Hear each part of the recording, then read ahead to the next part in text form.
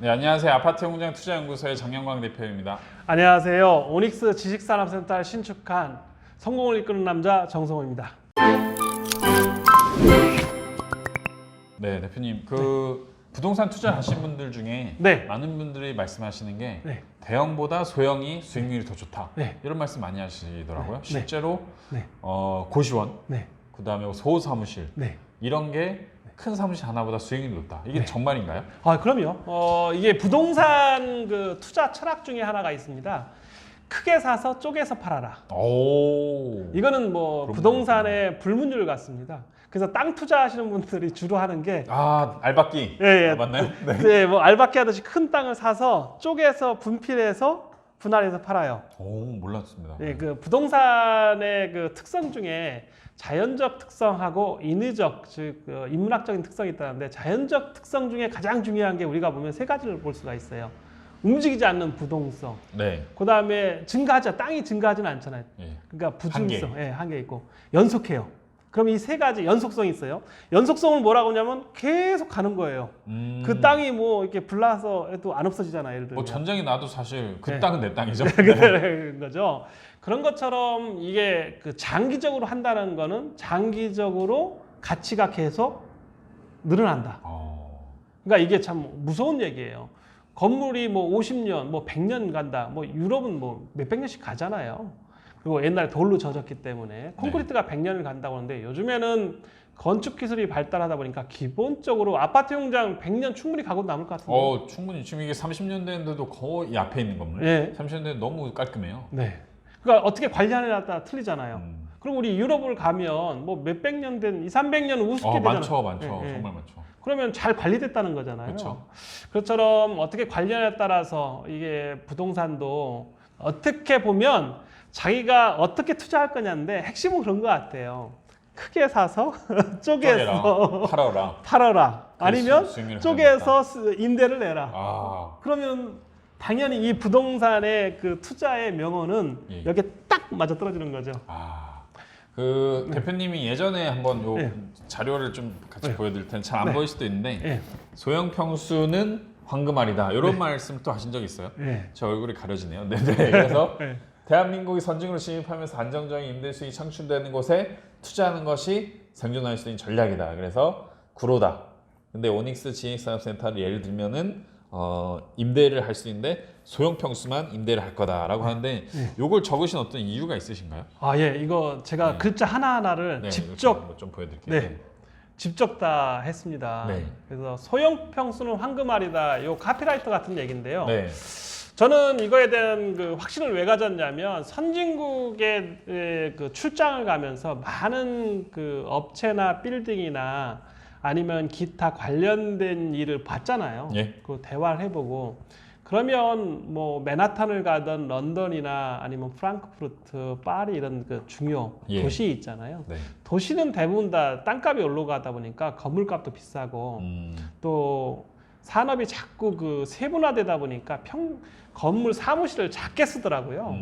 소형화되더라고요. 그래서 부동산도 역시 선진국이 자꾸 앞으로 갔으면, 우리 대한민국도 선진국에 자꾸 진입하고 있잖아요. 그렇죠. 그럼 따라간다는 얘기잖아요. 부동산 시장도 분명히 따라간다는 거를 그냥 눈으로 보고 느꼈어요. 그러다 보니까 제가 건물을 지을 때는 2016년에 결정을 했어요. 물론 2009년부터 짓고 싶어가지고 몇 번을 망설였습니다. 이번에 질까. 그래서 마지막 파이널로 2016년에 짓기로 결정을 했어요. 짓기로 결정했는데도 1년 넘게 허가를 받는데 1년 넘은 것 같아요. 설계하고. 엄청나네요, 진짜. 그래서 그때 이게 지어서 분할해서 팔아야 되니까 이게 가장 소비자한테 어필할 수 있는 말이 뭘까라고 생각했어요. 그래서 그때 생각해낸 게 소형 평수는 황금알이다. 즉 수익이 많이 난다는 걸로 확신을 가졌다는 거죠. 그래서 이거는 우리가 시대가 이미 선진화돼 있고, 앞으로 더더욱 서울 땅값은 올라갈 것이고, 사무실은 오히려 더 소형화될 것이다. 부족할 거고. 부족하고. 근데 이제 구로의 특성이 또 있잖아요. 예를 들면은 저도 지금 이쪽 앞에 사무실 30평대 쓰고 있는데, 그 옆에도 그렇고 다 30평대예요. 그래서 소형 평수가 실제로 없어서 30평을 대부분 쪼개서 네. 분할해서 나눠준다거나 네. 아니면은 거기서 일부 공간만 빼서 쓴다거나 이런 분들이 되게 많더라고요, 그죠? 네. 그래서 저도 저희 한 500평 있을 때요. 실평수 130평을 반으로 쪼개거나 네. 아니면 3개로 쪼개서 세를 준 적도 있고요. 또 분할해서 판 적도 있어요. 또 사무실을 뭐 120평을 네. 6평씩 나눠서 한번 이렇게 세를 줘봤는데 어. 임대 수익은 큰 걸 사서 쪼개를 주면은 정말 좋아요. 아. 근데 단점이 하나 있어요. 관리인가요? 관리. 관리가 어렵죠. 계속해서 그러한 사람을 1년이든 2년 안에 채워야 하잖아요. 그렇죠.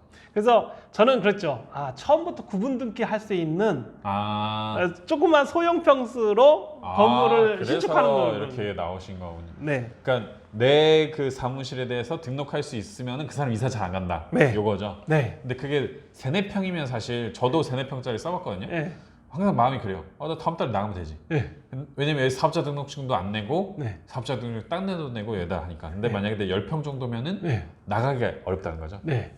그래서 보통은 요즘에 그 사람이 늘어나도 컴퓨터 조그만 노트북 하나면 되잖아요. 그렇죠. 뭐 전에 우리 그 사장 하면 뭐 회장님실 가면 회장실 책상이 2m가 넘어요. 그렇죠. 우리 뭐 청와대 이렇게 그 역사박물관 가면 예. 대통령실 해가지고 태극기 옆에 있고 대통령 직무실 해가지고 책상 엄청 크잖아요. 크죠. 예. 네. 뭐 사진 한 장으로 못 담아요. 예.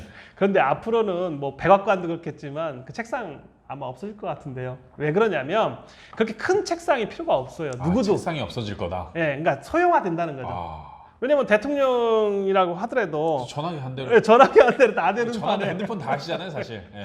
그래서 우리 화면에 보면 뭐 컴퓨터 보는 뭐 모양만 이게 화면에 나오지만 실질적으로 문재인 대통령 치시겠어요. 예, 뭐든 치시겠어요. 이게 노안이 오면 정말 그쵸. 치기 힘듭니다. 그쵸. 그래서 어떻게 보면 그게 국민한테 보여주는 모습이겠지만 실제로 이 비즈니스 하는 사람들은 절대 그렇게 하지 않는 것 같아요. 그래서 제가 그 일례로 요즘에 그 대한민국에 대해서 아니면 아시아에 대해서 그 투자자 중에 짐 로저스라고 네. 전 세계 3대 그 투자 규제 중에 한 명이라고 하잖아요. 네. 워린 머핏이 있고 짐 로저스, 그다음에 짐 로저스와 같이 했던 헤지 펀드를 했던 우리 결혼을 여러 번 한 분이 있잖아요. 젊은 여자하고. 그래서 그런 분들이 얘기하는 게 뭐냐면 그 짐 로저스가 얘기하는 건 뭐냐면 결론은 대한민국은 아니면 북한이 통일되면 이 뭐 경제의 그 발전 속도가 폭발적이다. 네. 잠재력이 너무 크다. 그리고 일본 아베 정책은 이 뭐라고 해야 하나 너무 국수적이고 배타적이다. 외국인을 못 들어오게 하고, 그렇죠. 그다음에 자기 우월주의만 내세우다 보니까 적이 많아지잖아요. 그래서 결코 성공하지 못할 것이고 또 통화 정책을 해서 돈을 찍어낼지는 모르지만 그거는 강제적이다. 그래서 그 짐 로저스 투자하신 그 회장님의 말씀이 저는 와닿는 말씀 중에 하나가요. 그런 것 같아요. 그 철학적인 것 같아요. 되게 그 투자를 장기적인 안목으로 본다는 거죠. 그러니까 우리가 소형 평수를 투자해서 수익을 낸다 해도 자기 철학이 있어야 돼요. 그냥 무조건 커서 돈이 될 것이다. 아니면 작으면 뭐 좀 뭐 이렇게 문제가 있지 않냐 하는데 크고 작은 건 그게 문제가 아니고요. 제가 만약에 저라면 소형 평수 투자했어요. 그럼 내 마음을 넣잖아요. 그걸 어떻게 보느냐 관점을.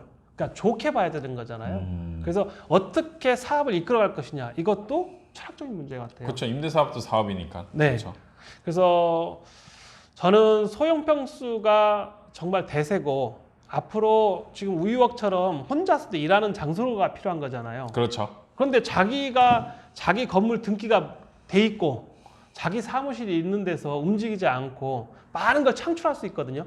유튜브를 찍어도 되고 책을 써도 되고 오는 사람하고 대화해도 되고 그다음에 어떠한 그 데코레이션을 바꿔도 되잖아요. 그렇죠. 이사 안 가도 되잖아요. 그렇죠. 그러니까 어떻게 보면 우리가 왜 정착합니까? 마음의 안정을 찾으려고 결혼한다고 하잖아요. 그죠? 결혼하고 난 다음에 집 산다 하잖아요. 그렇죠. 이사 안 가기 위해서. 그쵸. 아니면 자녀와 함께 자녀의 교육 문제 때문에 그렇고. 따뜻한 보금자리가 중요한 거잖아요. 그렇죠. 그럼 사무실 어떻게 해야 돼요? 처음부터 크게 살 수는 없잖아요. 또 크게 산다 해서 거기에 많은 뭐 가구를 들 수 있는 것도 아니고 사람을 들 수 있는 거 아니잖아요. 그 사업도 속도잖아요. 경험이고. 그러니까 불려가는 속도가 있기 때문에 거기에 맞춰가야 된다. 그래서 제가 생각하는 사업이란 자기가 마음을 둘 수 있는 곳에 네. 해야 되는데 네. 시작은 소형 평수로 해야 된다. 그래서 소형 평수의 투자는 황금알이다. 네. 왜? 크게 사서 쪼개는 것처럼 이미 쪼개져 있는 걸 샀기 때문에 쪼개는 노력, 쪼개는 비용을 안 써도 돼요. 그렇죠.